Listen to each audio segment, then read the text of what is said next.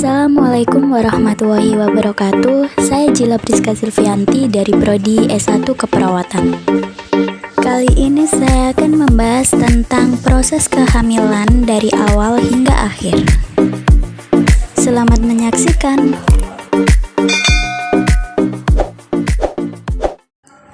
Proses pertama adalah ovulasi, yang merupakan proses terlepasnya sel telur dari indung telur atau ovarium. Selanjutnya adalah proses pembuahan yang dimulai dari ejakulasi pada pria yang menghasilkan cairan semen atau air mani yang mengandung miliaran sel sperma yang disemburkan ke vagina. Ini merupakan perjalanan yang panjang bagi sperma dan tidak mudah untuk dilewati. Terdapat berbagai tantangan untuk mencapai keberhasilan membuahi sel telur sehingga terjadi proses kehamilan.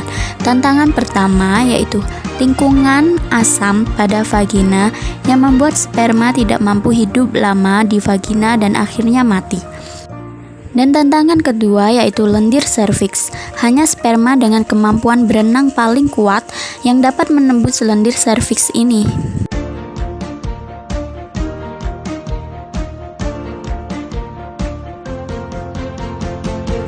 Setelah berhasil melewati lendir serviks, sperma kemudian harus berenang sekitar 18 cm dari serviks menuju ke rahim.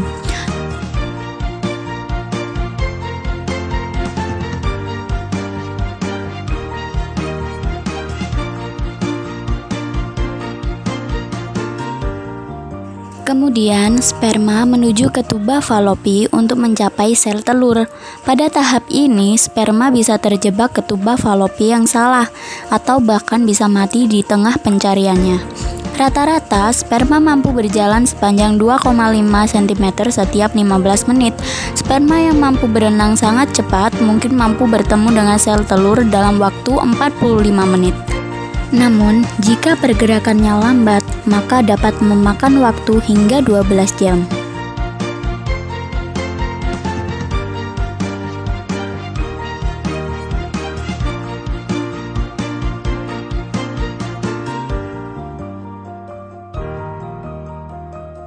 Perjalanan sperma belum selesai walaupun sudah bertemu dengan sel telur.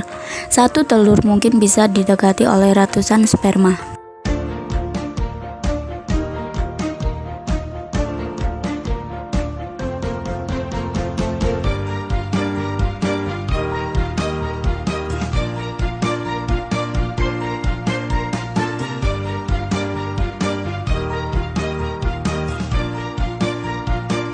Ketika ada satu sperma masuk sampai ke inti sel telur, maka sel telur membentuk pertahanan diri sehingga mencegah sperma lainnya masuk.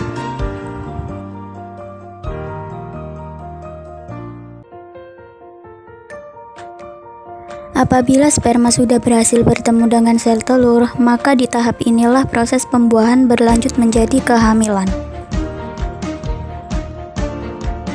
Materi genetik antara inti sel sperma dan inti sel telur kemudian melakukan penggabungan. Setidaknya dalam waktu 24 jam, pembuahan akan berubah menjadi zigot.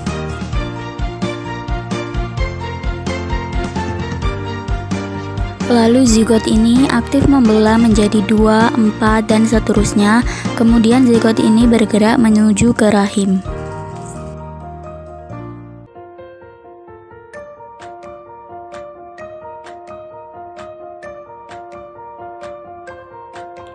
Pada minggu ketiga, embrio sudah menempel sempurna pada rahim. Pada masa ini, embrio masih melakukan pembelahan serta memperbanyak sel. Oleh karena itu, belum terbentuk seperti bayi. Lapisan terluar embrio akan membentuk plasenta atau ari-ari.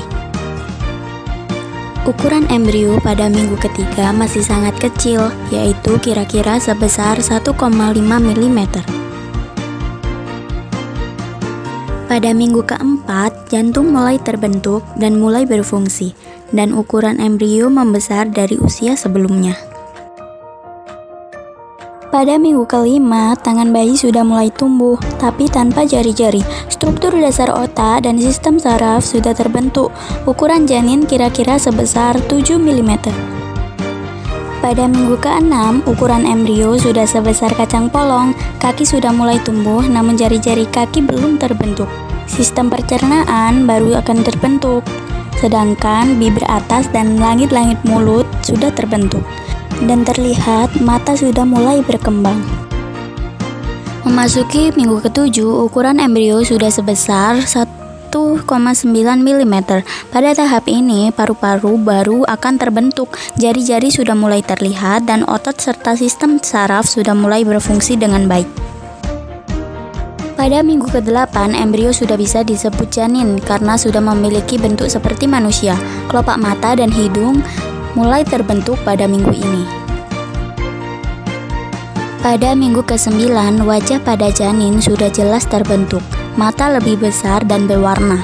Janin sudah mampu untuk membuka mulut, serta air liur mulai terbentuk.